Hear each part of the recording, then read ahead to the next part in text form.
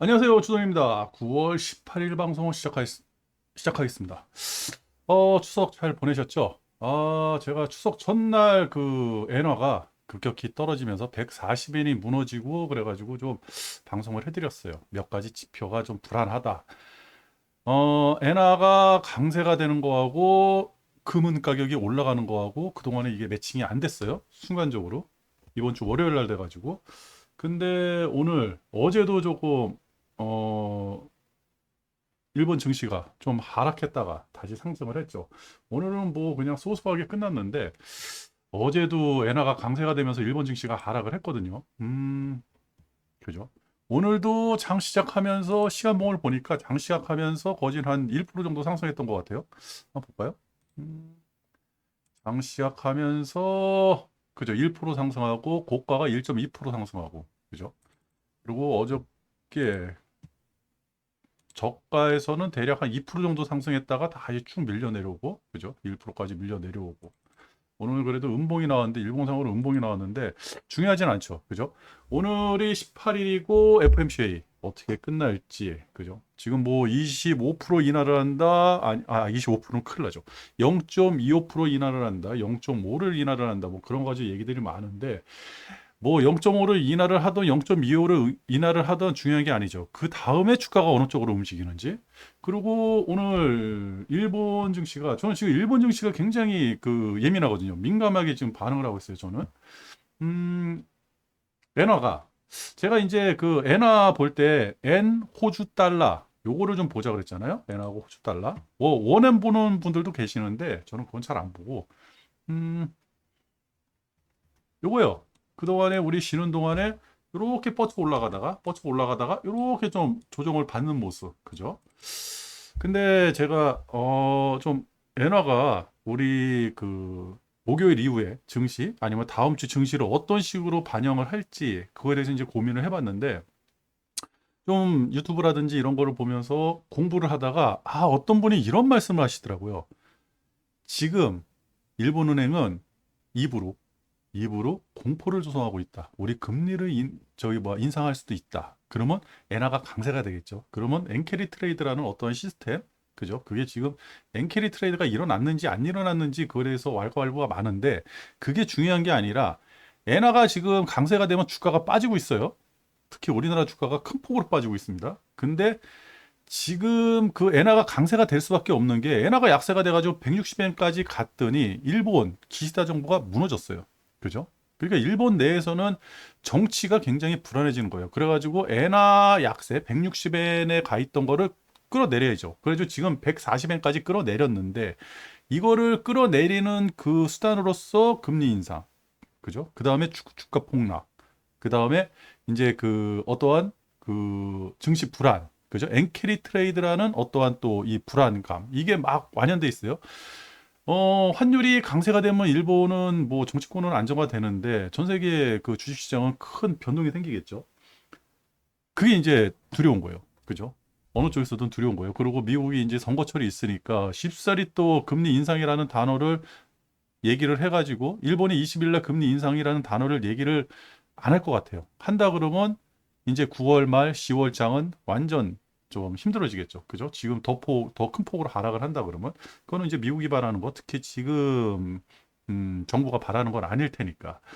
근데 아까 전에 말씀드렸듯이 입으로만 그죠? 입으로만 금리 올릴 거야 하면서 미리 금리를 낮춰놓는 거죠. 낮춰놓고 공포 때문에 낮춰놓고 나중에 뭐 내일 오늘 저녁에 FOMC 회의 열리고 그 다음에 20일 날 BOJ 회의 열리면서 금리 동결을 했는데도 환율이 지금보다는 좀 상승하겠죠? 뭐 한 145엔이라든지 정확히 뭐 어느 레인지를 가리키는지 모르겠어요. 어느 레벨을 가리키는지 모르겠는데 어느 선을 가리키는지 모르겠는데 어느 선까지만 간다 그러면 다행. 옛날 예전처럼 160엔까지 다시 치고 올라가는 그런 현상이 일어나지 않는다 그러면 충분히 된다. 만약에 이런 시나리오가 되면서 오늘 저녁부터 이제 내일이죠, 내일.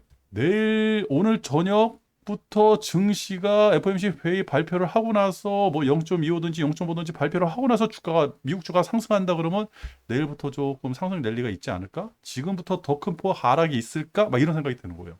그죠? 충분히 지금 변동성, 우리 장이 열렸다 그러면 변동성이 굉장히 컸을 건데, 우리는 다행히 장이 안 열리고, 그 변동성을 고스란히 먹은 상태에서 이제 앞으로 봐야 되잖아요. 지금 다 좋아요. 일단은 미국과 한번 볼게요. 미국. 뭐 일본은 그렇다 치고 엔화가 지금 또 올랐거든요. 140엔 무너지면서 제가 방송을 하고 추석 연휴 끝나고 오늘 봤더니 142엔까지 갔다가 141엔까지 왔어요. 아주 좋아요. 여기 보시면 엔화가 어디 갔죠? 엔화. 여기 있네요. 엔화. 그죠? 140엔까지 139엔까지 갔다가 다시 142엔까지 왔다가 이제 141엔. 그죠? 이렇게 왔어요. 여기 지금 계속해서 이제 이거 일봉상으로는 계속 하락인데 여기서 어떻게 마무리해가지고 조정을 하든지 아니면 튀어 올라가지고 이 위에서 조정을 하든지 그죠? 뭐 이게 어떤 이제 그 선이 나올 거예요. 그 왔다 갔다 하는 선이 기준선이 그렇게만 된다 그러면 야 이제부터 9월 말일부터 10월 장은 괜찮지 않을까 생각외로 강하지 않을까 그 생각이 드는 거예요. 그 힌트가 어디서 나오냐면 미국이에요. 제가 계속 그랬죠. 미국은 지금 추세 하락이 아니라고. 나스닥만 좀 위험한 상태였지. 다우라든지 S&P 500은 추세 하락이 아니라고. 절대 고버스를 타면 안 되는 구간이라고 그렇게 말씀을 드렸어요. 그 2주 전부터 계속 말씀을 드렸는데 좀 걱정되는 게 쌍봉 찍고 떨어질까 봐. 그죠? 나스닥이 선제적으로 떨어지고 나스닥 따라서 같이 침몰을 할까 봐 그게 걱정이었는데 다우 우리 추석 연휴 끝나고 나서 그냥 상승을 해버려 가지고 전고 뚫고 그죠? 날라가죠, 그냥. 쭉 더 갈 수도 있어요. 더 상승할 것 같아요, 지금 상황에서는. 그죠? 좀 걱정거리가 있었는데 이게 어떻게 추세 하락입니까? 그죠? 그리고 S&P 500. 그죠? 여기서 쌍복 찍고 야, 이거 떨어지면 어때? 그러는데 다시 살아 올렸죠. 오늘 FOMC 회의 끝나고 BOJ 그것까지 끝난다 그러면 오늘부터 미국이 상승한다 그러면 그냥 날아가는 거죠. 뭐. 그죠? 더 갑자기. 그래가지고 지금 우리 그 연휴 끝나고 뭐 당장 내일부터 이제 장이 열리지만 이번에 만약에 상방으로 잡힌다. 하방으로 잡히면 하방은 좀 맥혀 있고 그죠? 지금 상황에서는 글쎄요. 뭐 많이 떨어져도 2,500 다시 뚫고 내려갈 수 있을까? 뭐 이런 생각도 들고 2,400? 만약 크게 떨어져도 2,400 정도 되면 많이 담아야 되지 않을까? 근데 그거는 장이 열려봐 가지고 추세로 확인해야 되는 거니까. 근데 거꾸로 하방은 조금 답답한데 상방으로 뻗쳐 나갔을 때는 야 이거 생각보다 세겠는데 막 이런 생각이 드는 거예요. 생각보다 생각보다 세게 올라갈 수 있겠는데 이런 생각이 드는 거예요. 급격하게 변동이 좀 심하게 일어나면서 급격하게 우상향으로 뻥 치고 나갈 수 있겠는데 막 이런 생각이 드는 거예요. 이게 느낌입니다, 느낌. 이거 뭐 그냥 지금 같은 이런 패턴 지금 우리 장이 안 열려가지고 우리 장은 좀 확인이 안 되는데 일본이라든지 지금 아시아 증시 특히 베트남이라든지 이런 거 움직이는 거 보니까 야 생각보다 한번 상방으로 치면 크게 치지 않을까 좀 이런 생각이 좀 들긴 해요. 가지고 만약 상방으로 잡히면서 이제 우리가 레버리지를 투자한다 그러면요 좀 이번에는 과감하게 투자할 필요가 있지 않을까라는 생각이 좀 듭니다. 어차피 추세 따라 가지고 투자를 하는 거니까 상방 하방을 잡아가지고 양쪽 어느 쪽으로든 잡아가지고 투자를 해야 되는데 하방은 뭐 그냥 평상시대로 투자를 하는데 만약 상방으로 매기가 잡히고 어떠한 상방의 추세 라인이 잡힌다 그러면요 제 생각에는 조금 과감한 투자 그죠 한 세 번째 자금까지는 끌어당겨야 되지 않을까 만약 더 한다 그러면 진짜 한 풀 베팅 올 베팅 그죠 저 영혼을 끌어내는 올 베팅도 한번 해볼 수 있지 않을까 막 그런 생각도 들어요. 개별주도 분명히 살 거고요.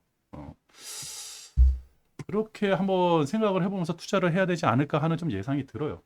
그리고 우리나라 환율도 만약에 지금 환율이 뭐 어떤 식이든지 뭐 엔화가 더 이상 추락을 안 하고 뭐 이제 그 안정화가 됐다. 뭐 그게 140엔 미만으로 떨어지지 않으면 안정화가 되는 거예요. 지금 라인으로 봐서는 140엔 위에서 뭐 한 140엔에서 150엔 크게 잡으면 아니면 145엔 뭐 요 정도에서 그냥 왔다 갔다 하면서 한다 그러면 야 11월 달에 장이 좀 크게 나오지 않을까 라는 생각이 듭니다. 그리고 선거 이후에 뭐 선거 딱 끝나자마자 주가가 폭락할 것처럼 그렇게 얘기하는 사람들이 있는데 전혀 그러지 않아요. 과거에도 선거 끝나고 나서 주가는 조금 더 상승했어요. 제가 그랬잖아요. 트럼프 대통령 되는 날. 그때 우리나라 증시 마이너스 4% 떴다니까요. 코스피가 마이너스 4%가 떴어요. 갑자기 기억해요. 그 이 개표 방송이 우리나라 장중이었으니까 한 10시인가 11시부터 꼬꾸라지더라고요. 그러면서 뭐 마이너스 1% 찍고 마이너스 2% 찍고 그게 장 종료될 때 마이너스 4%까지 찍었거든요. 트럼프 당선이 12시쯤에 당선됐다 확정이 나오고 나서 그러고 나서 큰일 나는 줄 알았어요. 주가 다 망하는 줄 알았더니 그 다음날 다시 마이너스 3.5%인가 플러스 3.5%인가 플러스 3%인가 3.5% 다시 올라갔어요. 만회했어요. 그러면서 조금 조정받고 그 다음부터 우상향. 어느 대통령이 돼도 주가는 일정 부분 상승을 해요. 그 다음이 문제죠. 그죠? 갑자기 뭐 선거 끝난다 그래서 주가가 폭락을 한다? 그런 건 아니에요. 그 이유가 문제라는 거지. 그러면 그 이유를 대비를 하면 되는 거고. 그러면 10월 달, 11월 달, 2달 동안은 주가가 크게 상승할 수도 있겠다. 어떤 면에서? 풀린 돈이 있으니까. 지금 10월 달에, 지금 나와 있는 거 있잖아요. 10월 달에, 아, 이거 준비를 안 했는데, 10월 달에 그 옐런이 돈 풀기로 했잖아요. 그죠? 채권. 1,500억 달러? 근데 그 뭐 몇몇 은행들은 뭐 2천억 달러 뭐 이렇게까지 얘기하고 있으니까 그게 굉장히 큰 돈이에요. 근데 그게 이제 원자재 시장 움직임이라든지 지금 환율이 지금 일본 환율이 조금 애매해서 그렇지 원자재 시장이라든지 뭐 이런 거 봐서는 뭐 괜찮다. 괜찮은 것 같아요. 그리고 베트남이에요. 베트남이 좀 얘 요 부분에서 그죠? 여기 며칠이에요? 16일, 16일, 16일 여기 요 10일 그죠? 16일 그렇게 크게 떨어져가지고 걱정했는데 그냥 1%짜리가 2%짜리 나왔지 이때 1.7%짜리 1.7%짜리 어제 양봉 나오면서 오늘 이렇게 마무리 베트남도 다시 살아나요. 괜찮습니다. 지금 상황이 제가 어제 그제 방송할 때는 조금 불안불안해가지고 방송을 했었는데 조금 몇 가지가 조금 안 맞으니까 이 핀트가 나가면 이게 찜찜해요. 그죠? 찜찜해요. 차라리 원자재까지 같이 하락을 하면서 원자재까지 같이 하락을 하면서 엔화가 강세가 된다라고 한다 그러면 뭐 미국도 버티지 못하겠죠. 그죠? 근데 원자재도 상승했는데 엔화가 하락을 해가지고 좀 걱정을 했는데 또 마무리 졌어요. 또 일본이 그렇게 큰 폭의 어떤 변동폭을 보이지는 않았어요. 어제 같은 경우는 조금 걱정을 했어요. 뭐 마이너스 2%, 마이너스 3%까지 빠지지 않나 막 그런 걱정을 했는데 그런 걱정도 없이 잘 마무리돼가지고 내일 우리 장 좀 괜찮지 않을까 그렇게 생각을 하고 있습니다. 그죠? 지금 상태에서는 그리고 지금은 뭐 주가가 올라간다 떨어진다 이거는 의미가 없죠. 그죠?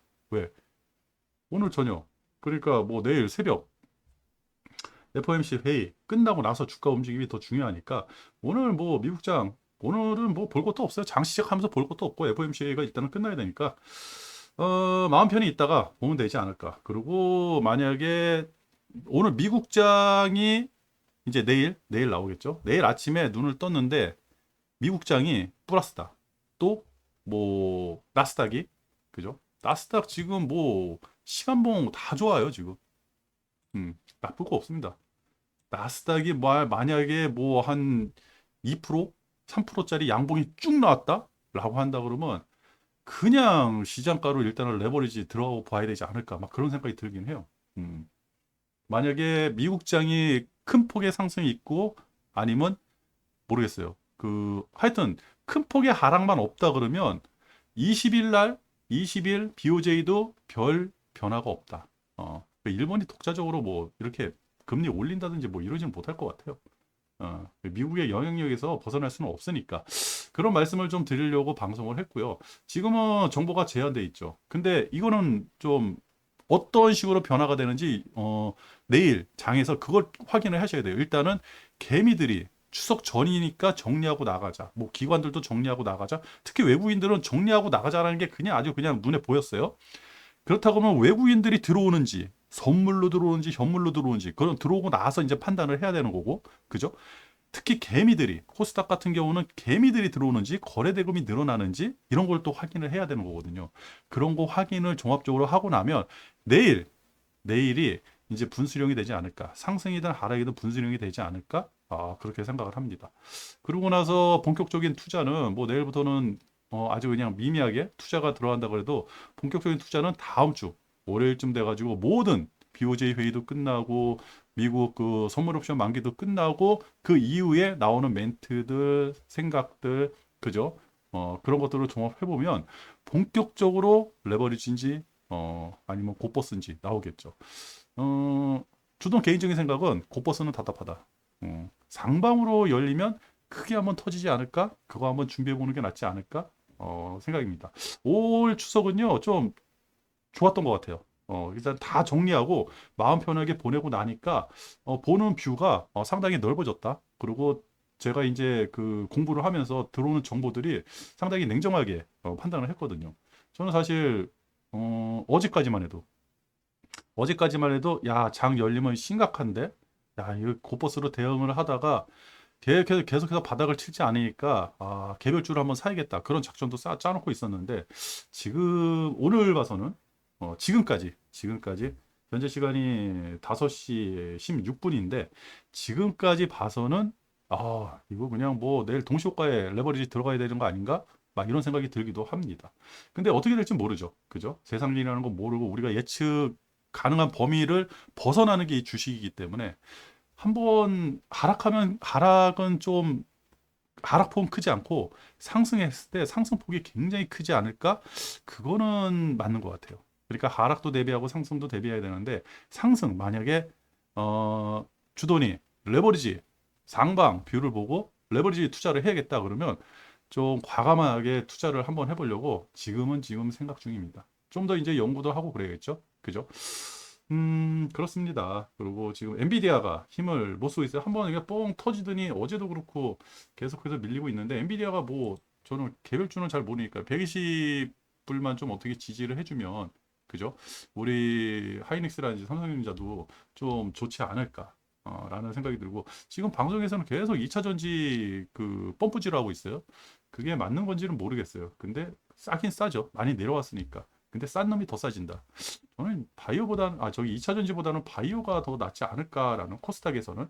근데 이런 모든 거는 코스닥은 다 거래대금이에요. 개미들 거래대금이 적어도 15조 이상 늘어나지 않으면 코스닥은 솔직히 뭐 그냥 단타대에 열리는 그런 거밖에 안 돼요. 단타밖에 대응이 안 되지 않을까? 코스피하고는 조금 상황이 다르니까. 그렇습니다. 뭐 코스피 같은 경우는 외국인들이 들어오는지 확인을 해야 되니까 내일이 조금 중요할 것 같아요. 내일은 제가 쉬고 그래가지고 뭐 오후쯤에 오전에 좀 일이 있어가지고 방송을 하게 될지 안 하게 될지 모르겠는데 오후쯤에 좀 빠르게 한번 저도 뷰가 어느 쪽으로 꽂혔는지 상방인지 하방인지 그래가지고 한번 방송을 하도록 하겠습니다. 최대한 빨리 방송을 하려고 노력을 하겠습니다. 그리고 지금 주도는요 그 나스닥 레버리지 그거를 추석 전에 사놨거든요. 마지막 날 너무 이제 저기 은가격이 너무 그냥 큰 폭으로 상승해가지고 지금 은가격 보면요 나스닥 상승하고 똑같아요. 그죠? 그죠? 여기 12일부터 해가지고 이렇게 해서 12일부터 뿅 뿅 이렇게 떨어졌죠. 그리고 나스닥 선물 보면 본장 말고 선물로 보면 그죠? 비슷하죠. 여기 언제요? 얘는 12일부터네요. 이렇게 와가지고 12일부터 뿅, 뿅, 그죠? 시원하죠? 그래서 제가 금 가격, 은 가격, 요거를 조금 보자. 원자재 가격, 그리고 뭐 석유 가격도 원유 가격도 지금 막 올라오고 있어요. 떨어지지 않아요. 70% 원전에서 떨어지지 않아요. 지금 뭐 69.2, 69.27불 뭐 이렇게 되는데 70불에서 어느 정도 좀 이게 되려고 그러는 것도 되니까. 이게 무슨 뭐 유가에 대해서는 여러 가지 이야기들이 많이 있잖아요. 뭐 전쟁 났다. 그러면 뿅 올라가면 전쟁이 났구나 이렇게 생각하면 되는 거고 이렇게 쓱 흘러내리면 경기가 안 좋구나 이렇게 판단하면 되는 거고 뭐 여기다가 뭐 큰 의미를 둘 필요는 없어요. 그죠? 제가 그랬죠. 70불 요 미만으로 떨어가지고 여기 한 65불까지 빠진 적 있어요. 66불인가? 그러면 이제 원자재 가격에 대해서 유튜브들이 나가서 막 설왕설래 할 거라고. 그죠? 뭐 유가 나오니까 그 이때 당시 유가 침체다 뭐에다 뭐 침체가 아니다는 둥뭐 유가가 떨어져 가지고 뭐 우리나라 경기가 좋다는 둥막 그런 얘기를 하죠. 그죠? 그게 바로 이 유튜버들의 어떤 경제를 보는 사람들의 그 적이에요. 그러니까 그런 사람들이 지금 얘기를 안 한다라는 거는 뭐 이게 중요하지 않다. 그래서 우리는 요거를 볼 때 계속해서 떨어지는지 이런 현상이 일어나는지 이것만 확인하면 된다. 그죠? 경기가 좋아 유가 상승하고 구리 가격이 상승하려고 그러면 중국 경기가 좋아져야 되거든요. 또 구리 가격도 많이 올랐어요. 또 이렇게 보면 4불에서 4.2불까지 이렇게 올라갔거든요. 이런 거 보면 그렇게 나쁘진 않을 것 같아요. 돈이 풀리고. 근데 원자재, 금, 은, 구리, 뭐 유가도 그러겠지만 이거 조금 약간 투기성이 있다라는 거. 그래서 미리 선방향해가지고 나올 때가 있다라는 거. 지금이 미국장, 특히 나스닥하고 금은이 매칭이 잘 되라는 거. 금은의 움직임만 보면 나스닥의 움직임을 충분히 확인할 수 있다라는 거. 그런 거 말씀드렸고, 아시아 증시는 엔화예요. 엔화가 다시 강세가 되는지 이런 거 한번 확인을 해보시면 확인을 하시면 될 것 같아요. 지금 달러 지수가 굉장히 낮아요. 100.4. 그죠? 굉장히 떨어졌어요. 달러 지수가. 그죠?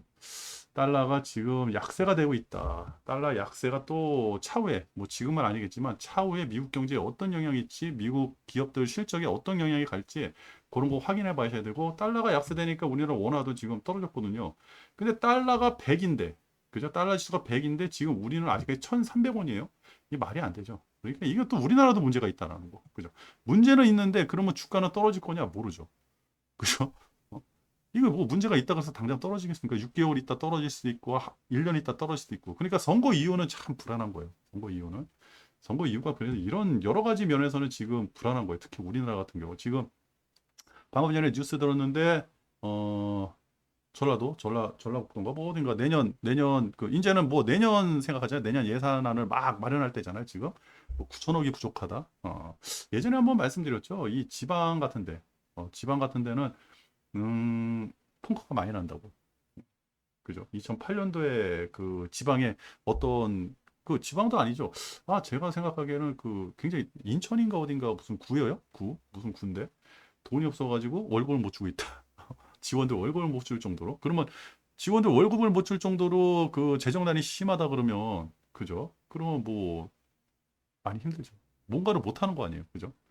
어, 지금 같은 경우는 뭔가를 해야 될 텐데 점점 가면 갈수록 힘들어지는 겁니다. 부동산도 문제가 되고 오죽했으면 한국은행이 나서 가지고 막 그런 얘기를 했을까. 근데 더 웃긴 거는 제가 항상 말씀드렸죠. 집은 서울에만 사는 거라고. 서울에서 지하철을 타고 1시간 이상 걸리는데 그런 데는 절대 집을 사는 거 아니라고. 그죠? 뭐 경기도 어디 뭐 인천 뭐 이런 데 있잖아요. 좋죠. 좋은데 다 좋아요. 지하철을 타고 통근 거리가 서울로 이제 통근하는 사람들이 많으니까 통근 거리가 1시간 이상 된다? 그 밑에 집들은 절대 안 오른다는 거. 아무리 지역이 좋고 아무리 인프라 시설이 잘 돼 있어도 절대 올라가지 않는다라는 거. 그래서 서울 집값만 그렇게 올라간다는 거예요, 지금. 우리 때하고 이 사고방식이 달라졌다. 지금 젊은 사람들이. 어? 저도 나이 먹어서 그런지 몰라도 차 타고 그렇게 오래 운전하고 싶지 않거든요. 이 교통이 굉장히 중요합니다. 그리고 있는 사람들은 지하철을 안 탄다. 그죠. 이 지하철 타는 서민이라는 얘기 있잖아요. 제가 이런 얘기를 뭐 잘못 얘기하면 편협하게 들을 수도 있고 나쁘게 들을 수 있는데 돈이라는 거는 어쩔 수 없어요. 그죠. 그거를 외국 여행 많이 다니시는 분들, 특히 동남아라든지 빈부차가 극심한 지역들 있잖아요. 뭐 중국도 그렇고, 아니면 일본도 좀 비슷하고, 그죠? 손중에는 일본도 아시아에서 비슷하고, 필리핀은 극심하고, 베트남도 굉장히 극심하고, 태국도 극심해요. 이런 데 가면, 부자들이 사는 동네가 딱 있어요. 딱 있어요. 근데 거기서 진짜 길 하나만 건너면 판자촌이에요. 쭉. 그 부자들을 위해서 살고 있는 서민들이 다 살고 있거든요. 베트남 같은 데 가면 그 아주 극명하게 느낀다. 극명하게. 그 사람들이 사는 인프라하고 부자들이 사는 인프라하고 그 위에 서민들이 사는 인프라가 다르거든요. 지금 서울이 똑같아요. 서울 중심부와의 인프라하고 네? 서울 넘어가는 경기도. 요새는 경기도 난민이라고 그러는 표현도 하고 그러는데 경기도에서 인프라가 달라요. 돈을 쓰는 가치도 다르고 규모도 다르고. 그죠? 지금 그런 세상입니다. 그렇기 때문에 부동산 고민해야 돼요.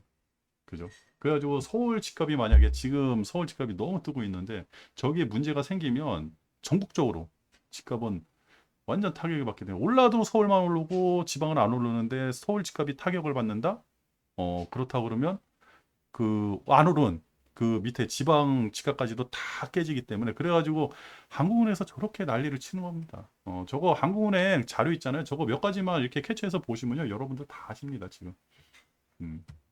지금 대출 지금 한국은행에서 가장 저는 이제 미국 경제에서 가장 중요하게 생각하는 게 실업률이잖아요. 그것도 연속 실업자 수, 계속 실업자 수 이런 거를 굉장히 중요하게 생각을 하는데 그죠? 그런 걸 보고 판단을 해야 된다. 뭐 샤메 법칙 뭐 이런 거 있는데 그건 잘 몰라요. 그건 최근에 나온 거고 제가 좀 오래된 거는 무조건 연속 실업자 수예요. 거기서 이제 힌트를 얻을 수가 있는 거고. 그다음에 우리는 그 실업자 수 이전에 그 이자를 못 갚는, 그죠? 부도율이라 그랬나? 그 뭐라고? 연체율. 심각합니다, 지금 연체율. 연체율이 어느 정도까지 버티다가 뻥 터지는 경우가 있어요. 그죠? 아예 그냥 나 몰라. 해버리는 경우.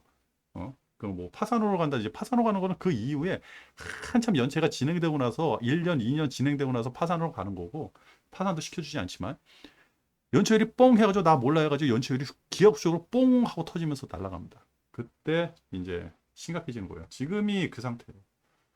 푼돈이 모여가지고 큰돈이 되듯이 서민들이 조금씩 대출받은 거, 뭐 5천만 원, 1억, 뭐 이렇게 대출받은 거 있잖아요. 그 부동산 산다고 해서 지갑, 뭐 부동산 좀 저기 하지 마요. 신용대출이라든지 카드 대출이라든지, 그죠? 이런 데서 아주 적은 금액이 신용 연체율이 늘어나면서 그 아주 적은 돈들이 모여 이 국가를 크게 흔들 수가 있거든요.